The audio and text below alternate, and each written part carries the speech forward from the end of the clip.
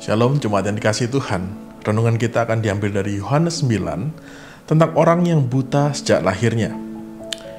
Ayat 39, kata Yesus, "Aku datang ke dalam dunia untuk menghakimi, supaya barang siapa yang tidak melihat dapat melihat, dan supaya barang siapa yang dapat melihat menjadi buta."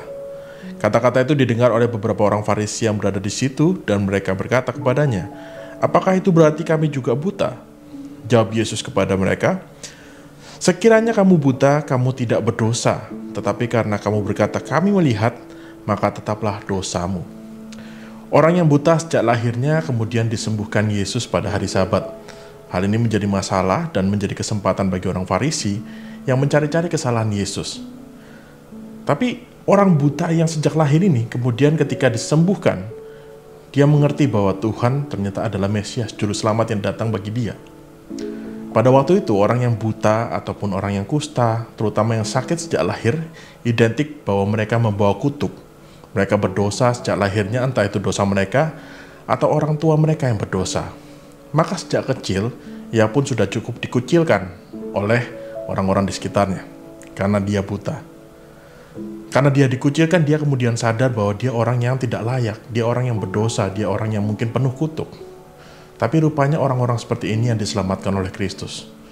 Yesus datang untuk menyelamatkan orang-orang yang sakit. Menyelamatkan untuk orang-orang yang sadar bahwa mereka tidak layak, bahwa mereka berdosa. Tidak seperti orang Farisi yang merasa bahwa mereka baik-baik saja. Maka memang langkah pertama untuk kembali menemukan Kristus adalah menyadari bahwa kita adalah orang-orang yang berdosa. Ketika kita menyadarinya dan kita berpaling kepada Kristus, kita bisa lihat bahwa Tuhan dengan tangan terbuka menerima kita. Karena sesungguhnya bukan kita yang cari Tuhan, tapi Tuhan yang mencari kita, domba-dombanya yang terhilang.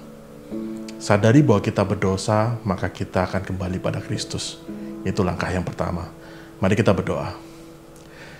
Ya Tuhan, kami orang-orang berdosa, kami orang yang penuh celah, kami orang yang tidak dapat melihat. Namun sesungguhnya kami telah melihat kebaikan Tuhan yang nyata dalam kehidupan kami, dan kami tahu kami orang-orang yang tidak layak. Ajarkan kami untuk menghitung dosa-dosa kami, dan kami belajar senantiasa untuk tidak lagi berdosa, karena kasih Tuhan bagi kami. Kami ingin menghargai itu lebih dari apapun, tapi kami butuh kekuatan dari Tuhan. Terima kasih Tuhan untuk keselamatan yang Tuhan berikan bagi setiap kami, orang-orang yang tidak layak ini.